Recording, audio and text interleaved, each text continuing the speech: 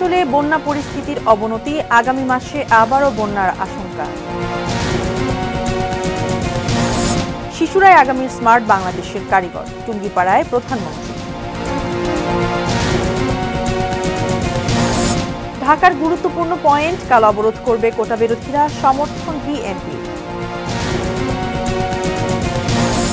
এবং দুর্নীতিবাজদের বিরুদ্ধে ব্যবস্থা নেওয়া হবে না, সব সাজানো নাটক, মন্তব্য জিএম কাদেরের। Sponsored by Aviva Finance Limited.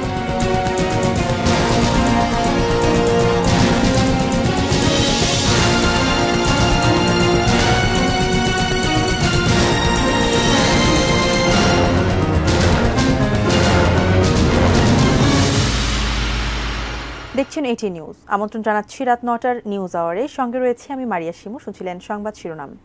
VSL Angle Channel HB VSL Bikrampur steel limited. এবারে বিস্তারিত। প্রবল বর্ষণ ও উজানের ঢলে উত্তরের কয়েকটি জেলায় বন্যা পরিস্থিতির আরও অবনতি হয়েছে। বন্যা দুর্গত এলাকায় দেখা দিয়েছে শুকনো খাবার, বিশুদ্ধ পানি ও গোখাদ্য সংকট। কুড়িগ্রামে বিপদসীমার উপর দিয়ে প্রবাহিত হচ্ছে ব্রহ্মপুত্র, দুধকুমার ও ধরলা সহ প্রধান নদ নদীর পানি।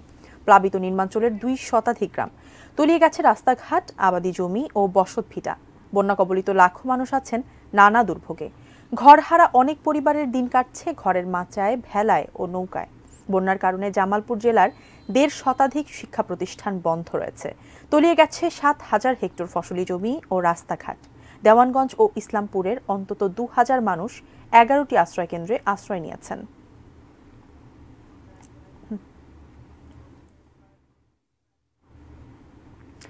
এক সময় চাঁদেও পৌঁছাবে বাংলাদেশের নাগরিকেরা, এমন মন্তব্য করে প্রধানমন্ত্রী শেখ হাসিনা স্মার্ট বাংলাদেশের স্মার্ট নাগরিক হিসেবে নিজেদের গড়ে তুলতে শিক্ষার্থীদের মনোযোগ দিয়ে লেখাপড়া করার আহ্বান জানিয়েছেন। সকালে গোপালগঞ্জের টুঙ্গিপাড়ায় এক অনুষ্ঠানে এসব কথা বলেন তিনি। গোপালগঞ্জ সফরের দ্বিতীয় দিনে শনিবার সকালে গিমাডাঙ্গা টুঙ্গিপাড়া মডেল সরকারি প্রাথমিক বিদ্যালয়ে যান প্রধানমন্ত্রী শেখ হাসিনা। এই স্কুলে একসময় বঙ্গবন্ধু লেখাপড়া করেছেন। এ সময় স্কুলটিতে বঙ্গবন্ধু কর্নার উদ্বোধন করেন প্রধানমন্ত্রী শেখ হাসিনা। বঙ্গবন্ধুর ছবি নিয়ে স্থাপিত একটি আর্ট গ্যালারিও ঘুরে দেখেন তিনি। পরে বিদ্যালয়টির ক্ষুদে শিক্ষার্থীদের নিয়ে এসো বঙ্গবন্ধুকে জানি শিরোনামের একটি অ্যালবামের মোড়কও উন্মোচন করেন শেখ হাসিনা। প্রধানমন্ত্রী এ সময় বলেন, আগামীর স্মার্ট বাংলাদেশের মূল কারিগরি হবে এখনকার শিক্ষার্থীরা। নিজেদের সেভাবেই গড়ে তুলতে শিক্ষার্থীদের প্রতি আহ্বান জানান তিনি। তোমরা লেখাপড়া শিখে বড় হও, কারণ স্মার্ট বাংলাদেশ গড়ে তুলবো। সেই বাংলাদেশে তো তোমরাই হবে আসল স্মার্ট, যা দেশ চালাবে, তাই না?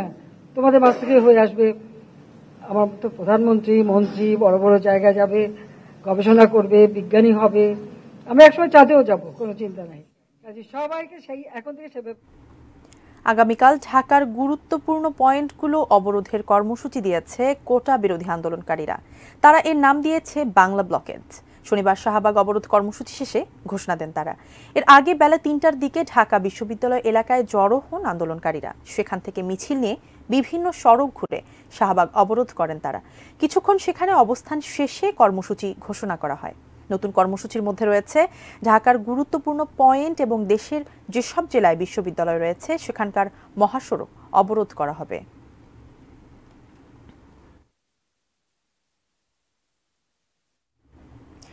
দুর্নীতিবাজদের বিরুদ্ধে কোনো ব্যবস্থা নেওয়া হবে না, সব সাজানো নাটক বলে মন্তব্য করেছেন জাতীয় পার্টির চেয়ারম্যান ও বিরোধী দলীয় নেতা জিএম কাদের। সকালে গাজীপুর জেলা জাতীয় পার্টির দ্বিবার্ষিক সম্মেলনে তিনি আরও বলেন, আমদানি ব্যয় বাড়ছে, ডলার সংকট চরমে, এই কারণেই বিনিয়োগ কমছে, আয়ের চেয়ে ব্যয় এখন বেশি। যতগুলো দুর্নীতিবাজ নিয়ে এখন আলাপ আলোচনা হচ্ছে, একটি দুর্নীতিবাজেরও কোনো শাস্তি হবে না। এটা আপনাদেরকে আমি আজকে পূর্বাভাস আমার ধারণা থেকে বললাম। এর আগে আমরা দেখছি ক্যাসিনো মামলা কি হয়েছে, ক্যাসিনোতে কোনো লোককে শাস্তি পেয়েছে? পাইছে কেউ? এগুলো নাটক, নাটক। এবারে 22 দৃষ্টির বিরতি, এরপর আরোচা থাকছে। সাবেক আইজিপি বেনজির আহমেদের রূপগঞ্জের বাংলো ক্রোধ এবং ইরানের নতুন প্রেসিডেন্ট সংস্কারপন্থী মাসুদ পেজেশকিয়ান।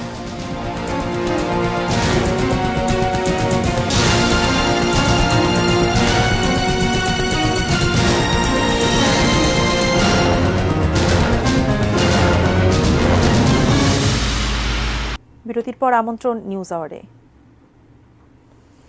সম্মিলিতভাবে সবার প্রচেষ্টায় দেশকে সোনার বাংলা করতে হবে বলে মন্তব্য করেছেন এটিএন নিউজ ও এটিএন বাংলার চেয়ারম্যান ডক্টর মাহফুজুর রহমান। এক সংবর্ধনা অনুষ্ঠানে তিনি এই কথা বলেন। শনিবার বিকেলে এটিএন বাংলার স্টুডিওতে জাতিসংঘের অর্থনৈতিক ও সামাজিক পরিষদের পরামর্শ সংস্থা গ্লোবাল ইকোনমিস্ট ফোরামের পক্ষ থেকে জাতিসংঘের পরিচয়পত্র তুলে দেওয়া হয় এটিএন নিউজ ও এটিএন বাংলার চেয়ারম্যান ডক্টর মাহফুজুর রহমানের হাতে।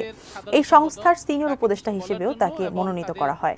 অনুষ্ঠানে গ্লোবাল ইকোনমিস্ট ফোরামের নেতৃবৃন্দ বলেন, এই নতুন পদের বলে জাতিসংঘ সদস্যভুক্ত দেশগুলোতে ভিআইপি মর্যাদা পাবেন ডক্টর মাহফুজুর রহমান। অনুষ্ঠানে ডক্টর মাহফুজুর রহমান বলেন, শুধু সরকারের দিকে না তাকিয়ে থেকে বেসরকারি খাতকেও দেশের উন্নয়নে ভূমিকা রাখতে হবে। ইতিবাচক সমালোচনা করে দেশকে এগিয়ে নিতে হবে বলেও মনে করেন তিনি। আমরা সবসময় সরকারের উপরে নির্ভর করে থাকবো। সরকার তো করতেইছে, কিন্তু সরকারের তো লিমিটেশন আছে। আমরা যদি সবাই মিলে, আমরা ব্যবসায়ীরা সবাই মিলে যদি আগায় না আসি, তাহলে আমরা তো দেশ উন্নতি করতে পারবো না দেশের। তা সুতরাং সবাইকে আমার রিকোয়েস্ট, আজকে যারা আছেন এবং শুধু আপনারা না, আজকে যারা মিডিয়াতে যারা দেখতেছেন, সবাইকে আমি রিকোয়েস্ট করব, আসেন আমরা সবাই মিলে একত্রিতভাবে কাজ করি, নিজেদের মধ্যে নিজেদের গিবত না গায়ে আমরা সবাই মিলে সম্মিলিতভাবে হাতে হাত দিয়ে কাজ করে এই দেশটাকে গড়ে তুলি। যে বঙ্গবন্ধু যে স্বপ্ন ছিল সোনার বাংলা, আমরা বাংলা করছি, কিন্তু সোনাটা এখনো উজ্জ্বল হয়ে গেছে। সোনার বাংলাটা করতে পারিনি। তো আমাদের কাজ করে এই দেশটাকে সোনার বাংলা তৈরি করতে হবে।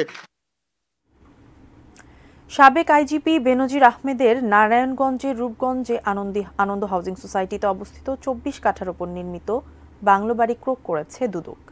শনিবার বিকেলে দুদকের একটি দল বাংলোটি ক্রোক করতে আসেন। প্রথমে বাড়িটি ঘুরে দেখেন দুদক টিম, পরে বাড়িটির মূল ফটকে একটি ক্রোক বিজ্ঞপ্তি লাগিয়ে দেন। ভবনের ঢোকার দুটি দরজায় আধুনিক লক সিস্টেম থাকায় ভবনটির ভেতর প্রবেশ করতে পারেনি দুদক। তবে ভবনটির দরজায় সিলগালা করে দিয়েছেন কর্মকর্তারা। এর আগে গত 13 জুন দুদকের করা আবেদনের প্রেক্ষিতে আদালত বাড়িটি ক্রোক করার নির্দেশ দেয়।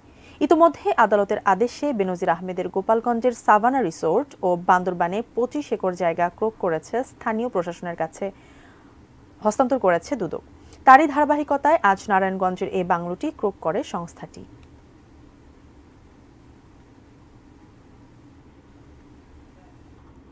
নিউজ আওয়ারের নিচে ছোট্ট একটি বিরতি, সঙ্গেই থাকুন।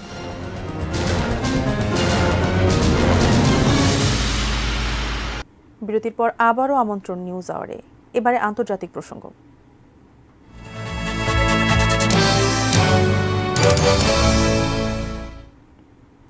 কট্টরপন্থী সাইদ জালিলিকে হারিয়ে ইরানের নতুন প্রেসিডেন্ট নির্বাচিত হয়েছেন সংস্কারপন্থী মাসুদ পেজেশকিয়ান।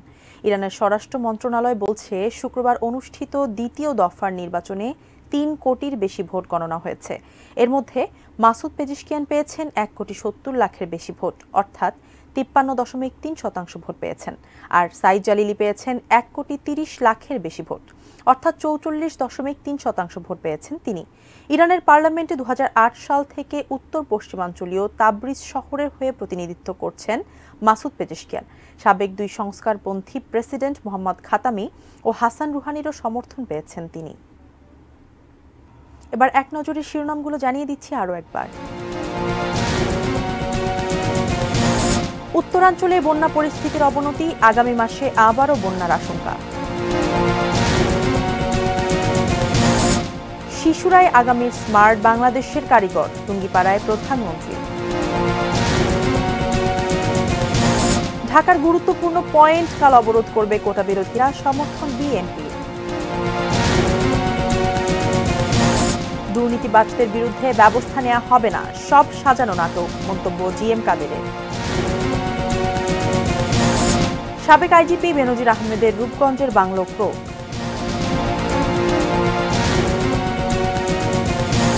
এবং ইরানের নতুন প্রেসিডেন্ট সংস্কারপন্থী মাসুদ পেজেশকিয়ান।